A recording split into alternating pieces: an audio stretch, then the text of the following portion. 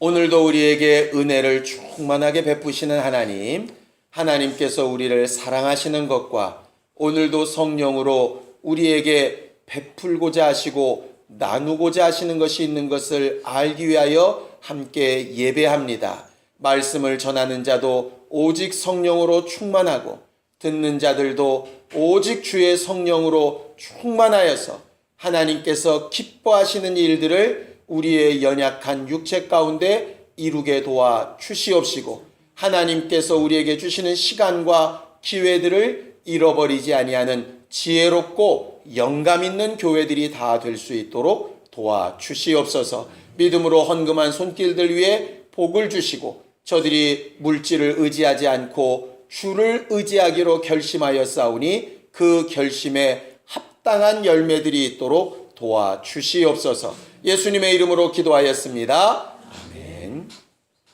하나님의 말씀은 골로새서 2장 8절에서 15절까지 말씀을 함께 같이 합독하겠습니다. 골로새서 2장 8절에서 15절까지 말씀을 함께 같이 합독하겠습니다.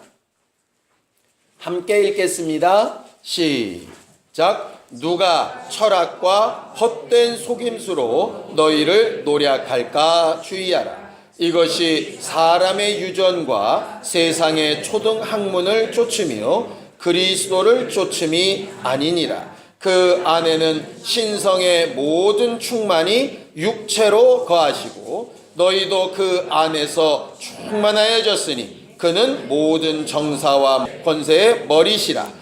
또 그 안에서 너희가 손으로 하지 아니한 할례를 받았으니 곧 육적 몸을 벗는 것이요 그리스도의 할례니라. 너희가 침례로 그리스도와 함께 장사한 바 되고 또 죽은 자들 가운데서 그를 일으키신 하나님의 역사를 믿음으로 말미암아 그 안에서 함께 일으키심을 받았느니라. 또 너희의 범죄와 육체의 무할례로 죽었던 너희를 하나님이 그와 함께 살리시고 우리에게 모든 죄를 사하시고 우리를 거스리고 우리를 대적하는 의문에 쓴 증서를 도말하시고 제하여 버리사 십자가에 못 박으시고 정사와 권세를 벗어버려 밝히 드러내시고 십자가로 승리하셨느니라. 예수님은 인자로 오신 하나님이십니다. 인자로 오신 하나님. 우리의 믿음은 예수를 믿는 것인데요.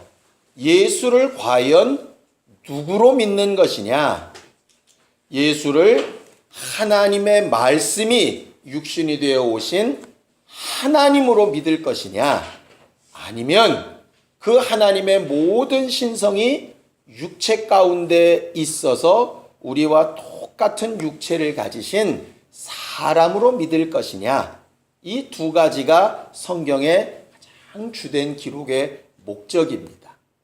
결론부터 말씀드리면 당연히 예수는 하나님의 아들로서 말씀이 육신이 되어 오신 하나님, 신이시지만 우리에게 다가오시고 함께 하실 때에는 우리와 똑같은 육체를 입고 오신 사람, 인자라고 믿는 것이 우리의 믿음이죠. 세상 사람들이 그래서 참 예수 믿기가 힘든 겁니다.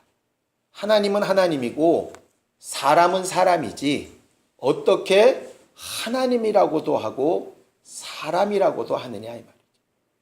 예수는 분명 그 본질 자체가 하나님이십니다.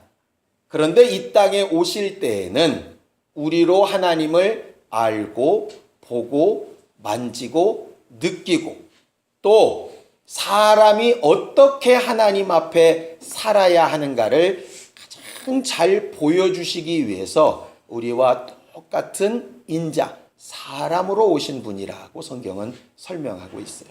그래서 우리가 예수를 처음 믿을 때 가장 중요한 것 중에 하나는 그분이 하나님이시지만 하나님으로서의 모든 능력과 권리를 접어두시고 우리와 똑같이 되셔서 우리 앞에 믿음으로 사는 삶이란 것은 이런 것이라고 보여주신 분으로 알고 믿는 것이 가장 신앙의 기본적인 내용입니다.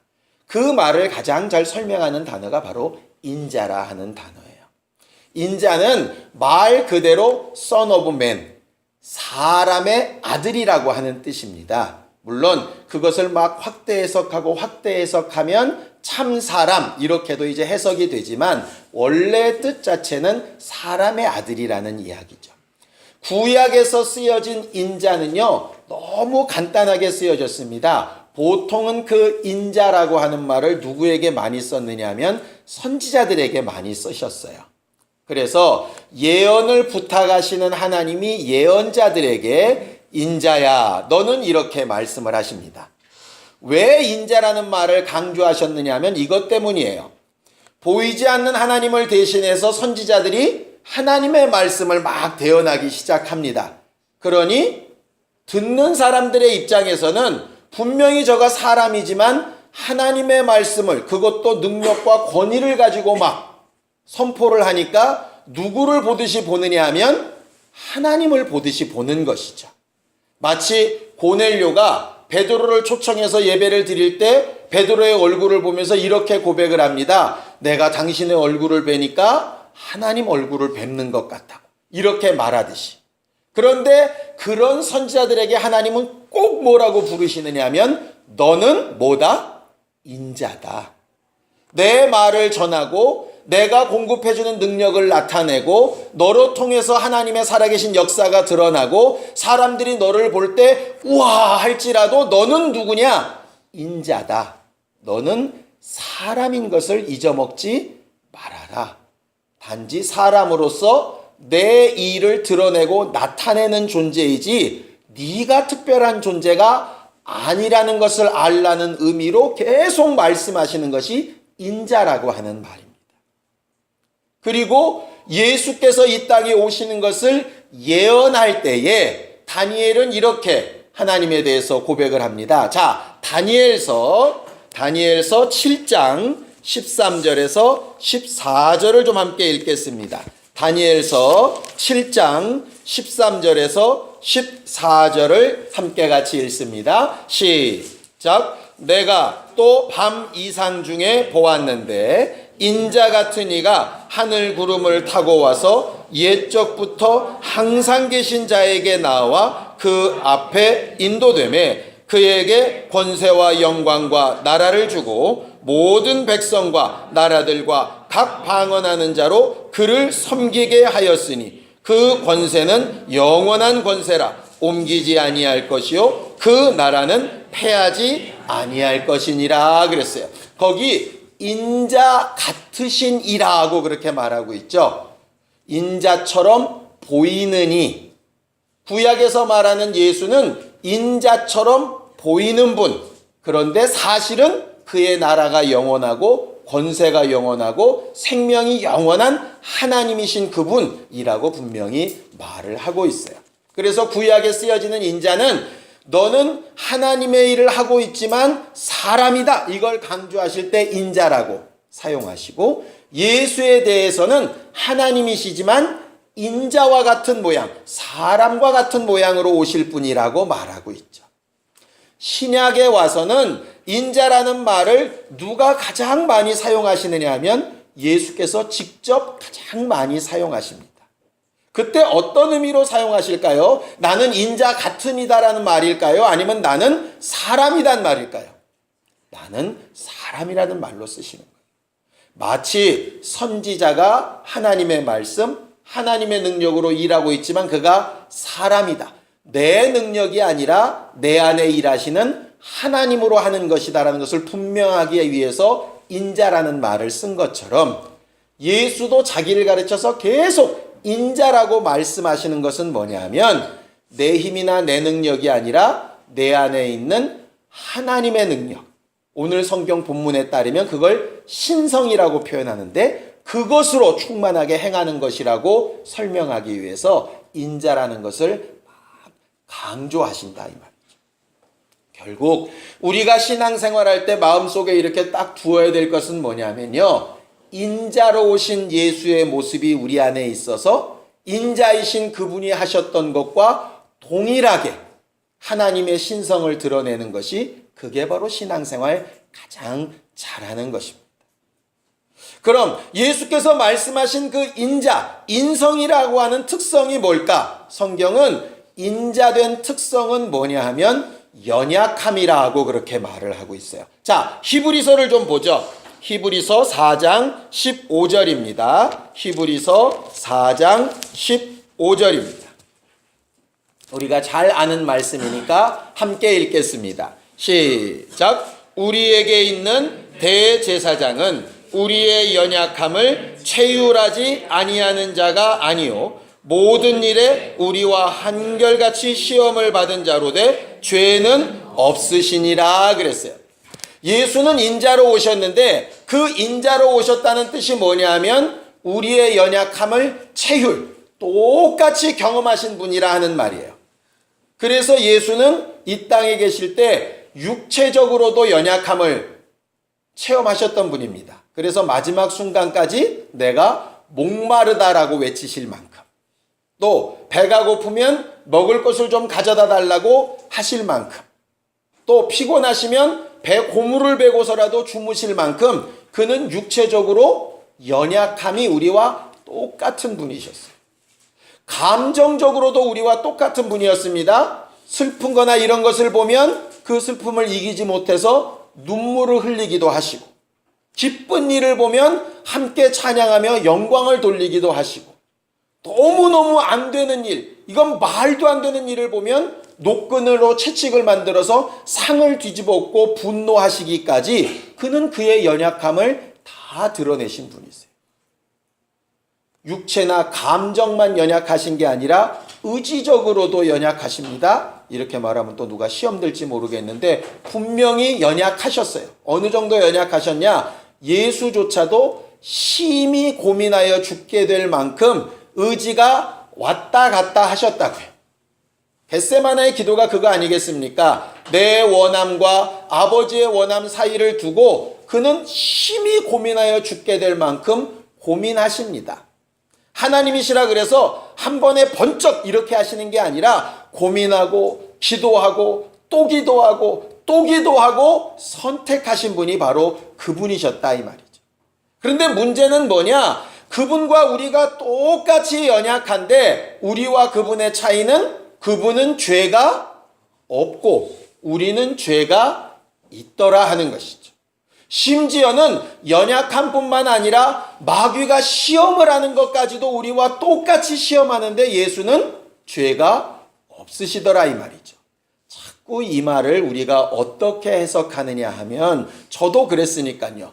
우리는 연약하여 할 수 없지만 예수는 하나님이시니 그 연약한 가운데서도 죄가 없으셨다. 자꾸 이렇게 저도 그렇게 이해를 했고 그렇게 설명을 드렸었어요.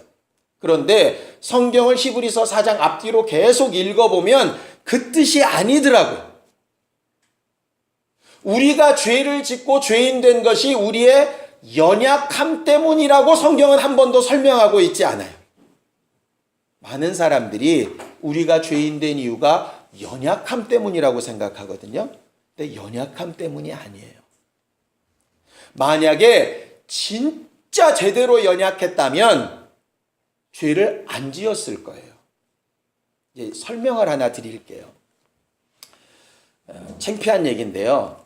지난 목요일 날 제가 좀 일을 하다가 허리가 좀 삐끗하는 바람에 굉장히 아파서 일을 더 이상 못하게 됐었어요. 그러니까 뭐 어떻게 할 수가 없더라고요. 이게 앉아도 불편하고 서도 불편하고 뭐 몸을 틀기도 불편하고. 근데 항상 아프면 또 모르는데 좀 괜찮은 것 같아서 움직이면 어느 순간에 갑자기 왜 머리끝부터 발끝까지 왜 찡 하는 거 있지 않습니까? 그러면서 힘이 쭉 빠지면서 막 식은땀이 막 흐르는 거예요. 그러니까는 겁이 나는 거예요, 이게. 그래서 이제 막 이런 얘기 저런 얘기를 하다가 누구는 침 맞으러 가야 된다 그러고 누구는 정형외과 가야 된다고 막 그러는데 제가 어디로 갔을까요?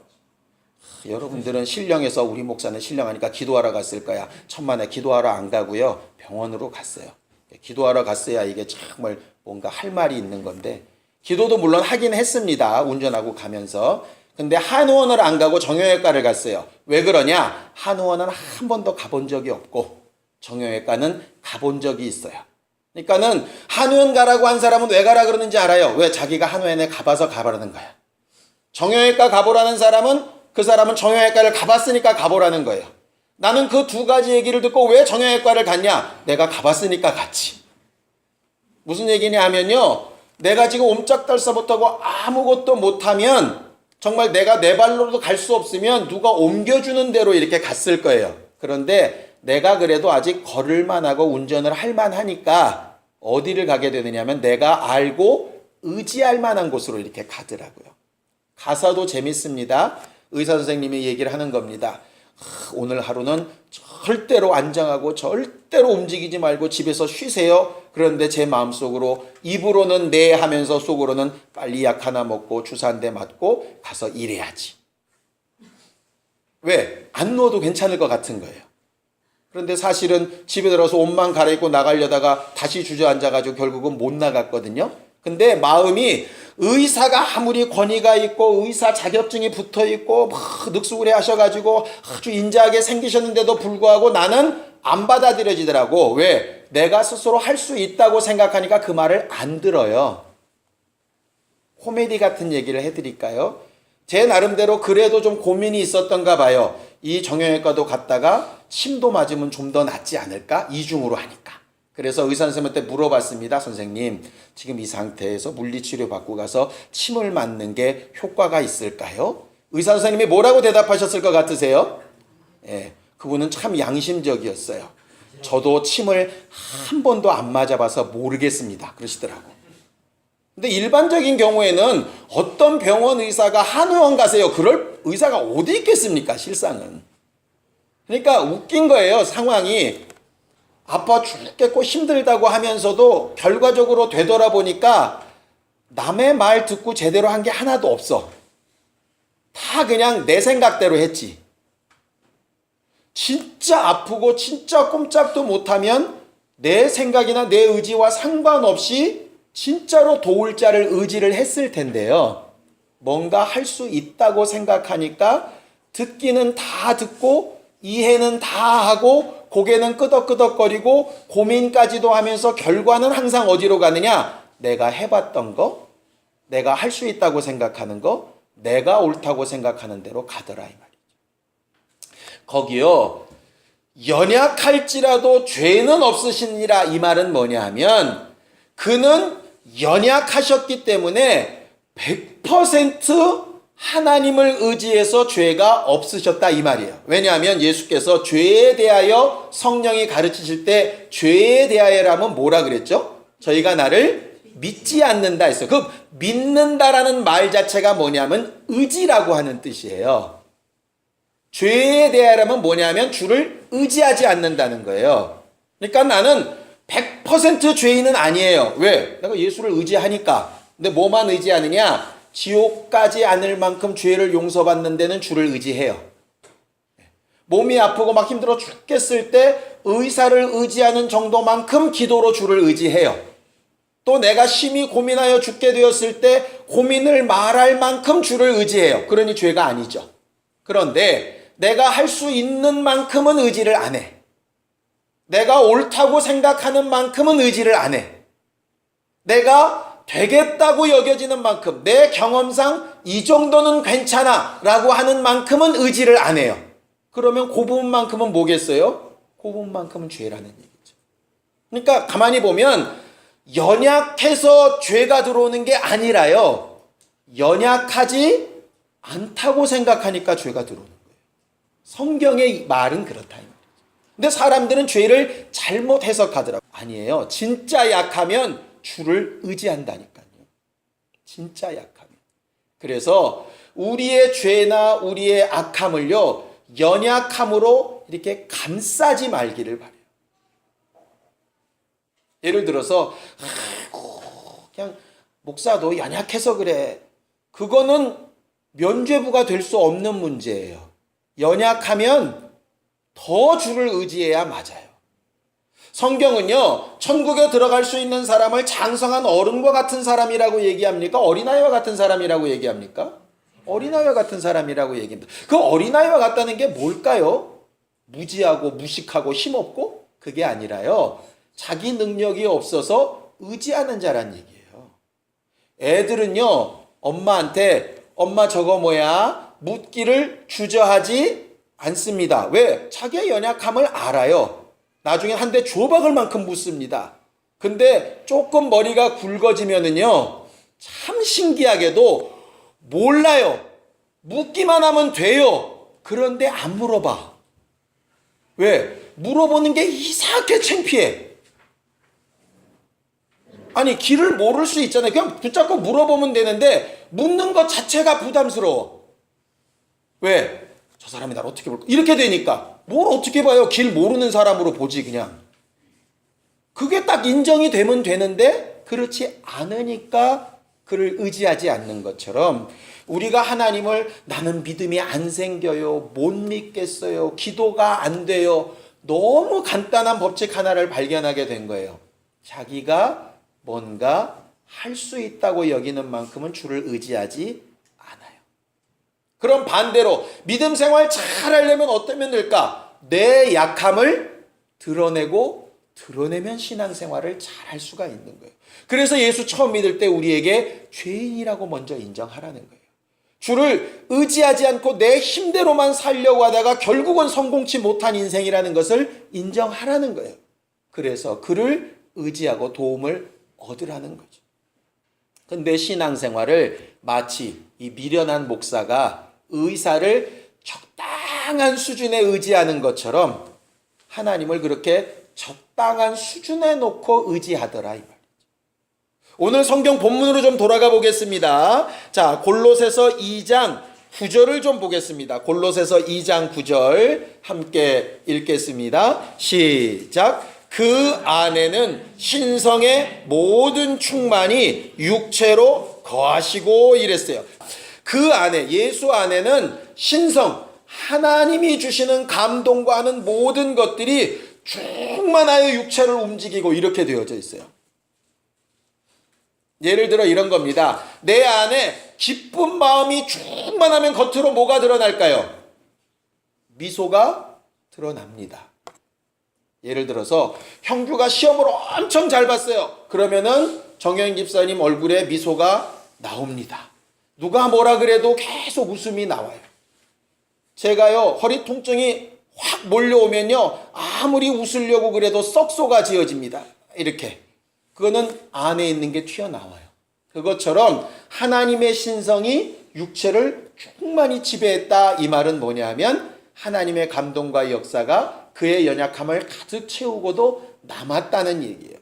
죄는 뭐냐면 하나님께서 주시는 생각과 지혜와 감동이 나를 100% 채우지 못하는 상태를 가르쳐서 죄라고 말을 하거든요. 자, 성경을 좀 보죠. 로마서 8장 5절에서 7절입니다. 로마서 8장 5절에서 7절입니다. 함께 읽겠습니다. 로마서 8장 5절에서 7절 시작. 육신을 쫓는 자는 육신의 일을, 영을 쫓는 자는 영의 일을 생각하나니 육신의 생각은 사망이요 영의 생각은 생명과 평안이니라. 육신의 생각은 하나님과 원수가 되나니 이는 하나님의 법에 굴복치 아니할 뿐 아니라 할 수도 없음이라 이랬어요. 거기 5절에 육신을 쫓는다 할 때 쫓다라는 말을 의지라는 말로 바꾸면 훨씬 이해가 쉽습니다. 육신을 의지하는 자는 육신의 일을, 영을 의지하는 자는 영의 일을, 이렇게 되어져 있어요. 내가 누구를 의지하는 자에 따라서 이렇게 몸이 기울게 되어져 있다 하는 것이죠. 내가 누구를 더 의지하느냐에 따라서. 결과적으로 신앙은 내가 누구를 의지할까를 결정하는 거예요. 내 능력이나 내 힘이나 내 생각으로 할 수 없는 그 부분을 어떻게 하면 주로 인하여 의지할까? 그런데 그게 잘못 선택이 되면 육신으로 인하여서 하나님과 원수되는 일이 될 수 있다라고 이야기를 하는 거죠. 그럼 어떻게 하라는 얘기냐? 한 군데를 더 보죠. 갈라디아서 5장 16절입니다. 갈라디아서 5장 16절입니다. 함께 읽습니다. 갈라디아서 5장 16절 시작. 내가 이르노니 너희는 성령을 쫓아 행하라. 그리하면 육체의 욕심을 이루지 아니하리라 그랬어요. 성령을 쫓아를 뭐로 바꾸라고요? 의지하여로 바꾸라고요. 성령을 의지하여 행하라. 그러면 육체의 욕심을 이루지 아니하리라. 욕심은 지난 금요일 날도 말씀드렸던 것처럼 모든 죄악의 씨앗이 되는 것이 욕심이고, 그 욕심은 모든 시험을 다가오게 하는 열쇠가 되는 것이 바로 욕심, 탐욕이라고 분명히 이야기하고 있죠. 그 탐욕이 뭐냐면 내가 뭔가 가지고 있고 할 수 있고 이것을 의지하여서 뭔가 이루려고 하는 것들을 말한다. 내가 신만큼 할 수 있다라고 생각하면 나는 하나님을 최대한 의지할 수 있는 게 얼마냐면 90입니다. 내가 50만큼 할 수 있다고 생각하면 하나님을 최대한 의지할 수 있는 게 50인 거예요. 결과적으로 의지를 초월하지 않는 하나님이 그 이상을 도우실 수 없다. 그래서 예수께서 말씀하시는 겁니다. 나를 따라오려면 뭘 부인하고? 자기를 부인하고. 자기를 부인하라는 얘기는 내가 할 수 있다고 생각하는 거, 이 정도면 된다고 생각하는 거, 이렇게 하면 되겠지 생각하는 거, 그것들을 가능하면 낮추면 낮출수록 하나님은 우리를 도우실 수 있는 힘이 더 커지실 수 있죠. 예수께서 가장 충만하실 때가 언제냐면 자기를 십자가에 달려 죽게 하시고 내어주시고 완전히 하나님 아버지의 손에 의탁하여서 살리셨을 때가 가장 영광되고 가장 의가 이루어지고 가장 하나님이 기뻐하시는 충만이 이루어진 때였다 이 말이에요. 그러니 우리의 신앙생활 어떻게 하는 것이 가장 중요할까? 첫 번째는 자기의 연약함을 인정하고 시작하는 것이 신앙생활 가장 잘하는 방법이에요. 성령 충만하자 그러니까 일단 그냥 막 성령 충만 해서 되는 문제가 아니라요. 가장 먼저 내가 얼만큼 부족한 자인가를 인정해야 된다. 세상 사람들은 자기의 연약함이나 부족함이 인정되는 순간에 뭐 하느냐? 낙심합니다. 그래서 성경은 낙심하지 말라고 얘기하는 거예요. 왜? 연약하면 연약할수록 그만큼 하나님이 일하실 수 있는 힘과 공간이 커지기 때문이에요. 그래서 예수께서 말씀하시죠. 나는 내 말 하지 않는다.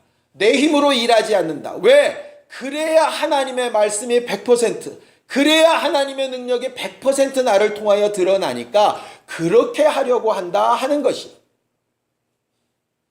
목사가 실수하는 이유는 나는 인자고 내 안에 하나님의 능력이 일한다, 이거를 망각하지 않아야 되는데 어느 틈엔가 설교 좀 하는 목사, 목회 좀 하는 사람, 적어도 누구보다는 좀 나은 사람, 이렇게 되는 순간에 그 부분만큼은 하나님을 의지할 수 없는 덜 충만한 사람이 되게 된다 이 말이죠. 그것은 구약이나 신약이나 마찬가지입니다. 그래서 우리에게 손으로 받지 아니하는 할례, 침례를 받으라고 이야기하시는 거예요.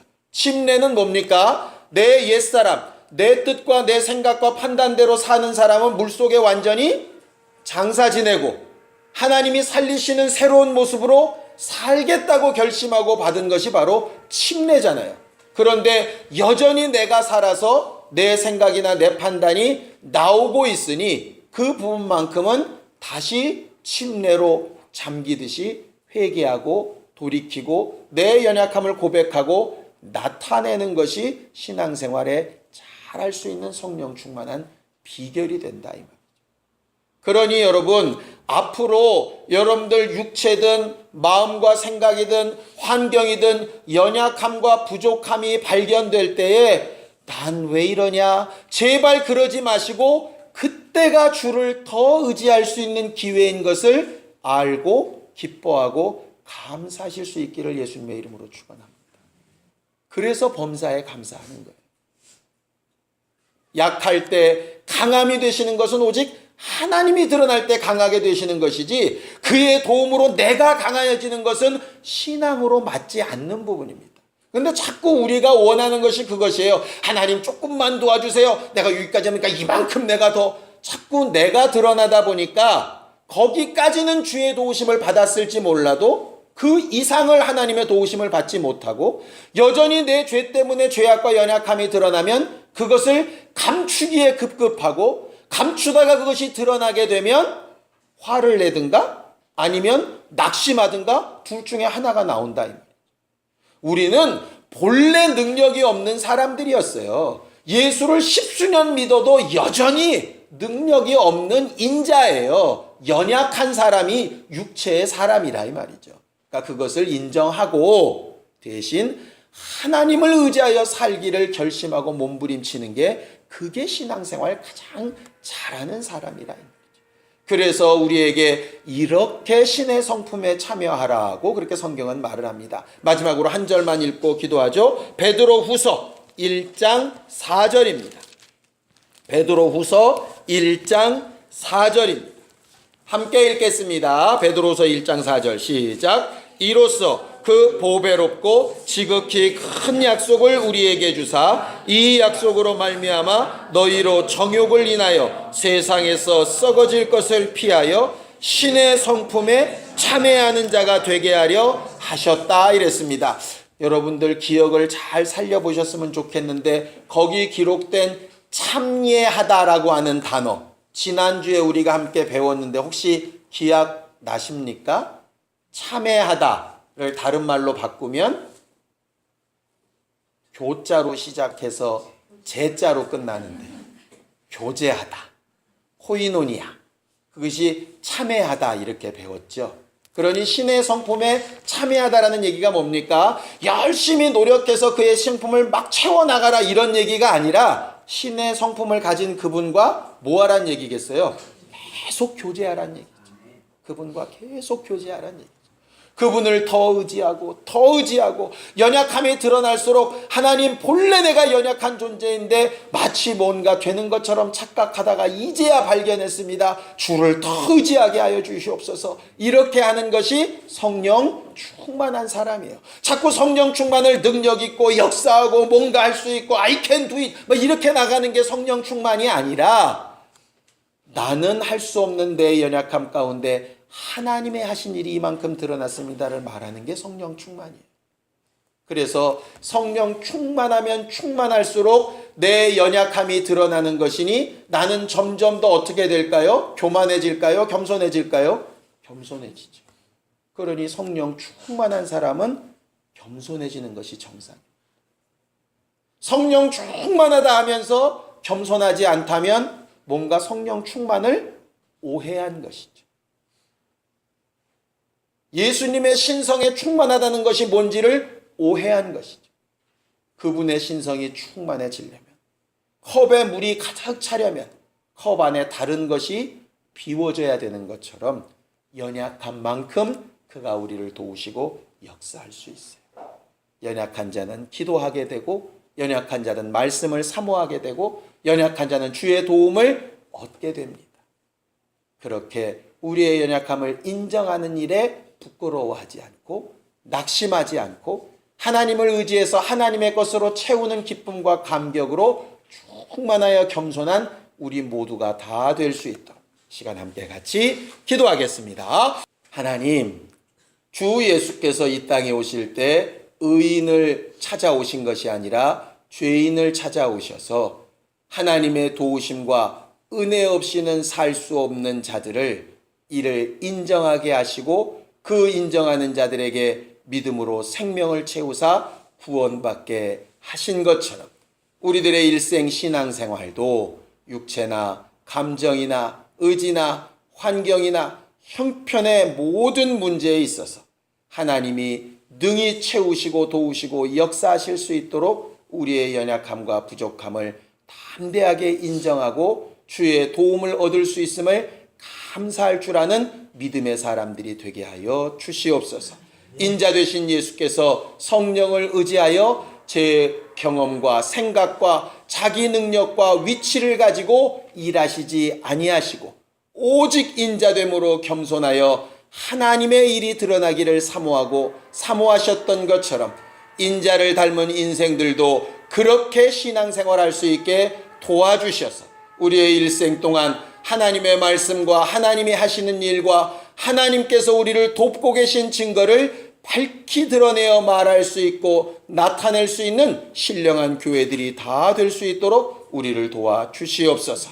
육체의 연약한 자들을 도우사 치료하여 주시옵시고 마음이 연약한 자들을 도우사 위로하여 주시옵시며 환경과 형편에 빈틈이 있는 자들에게 채우시고 도와주셔서 주로 인하여 풍성케 되며 부욕케 되어지는 역사들이 있게 도와주시기를 원합니다. 이를 위하여 주 예수 그리스도를 온전히 머리로 삼고 정말 신의 성품에 참여한 자로 함께 깊은 교제를 해나가기를 원하오니 매일매일의 삶 가운데 회개와 기도와 주의 말씀으로 인도받는 것과 하나님의 능력을 체험받는 일에 익숙한 우리 모두가 다 될 수 있도록 겸손케 하시고 도와주시옵소서.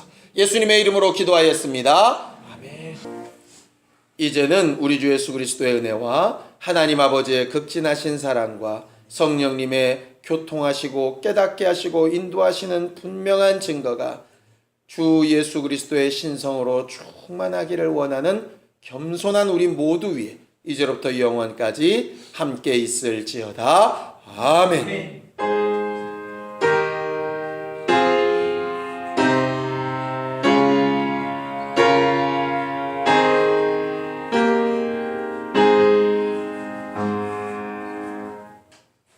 우리 예배 받으신 하나님 앞에 감사한 목소 내겠습니다. 수고하셨습니다.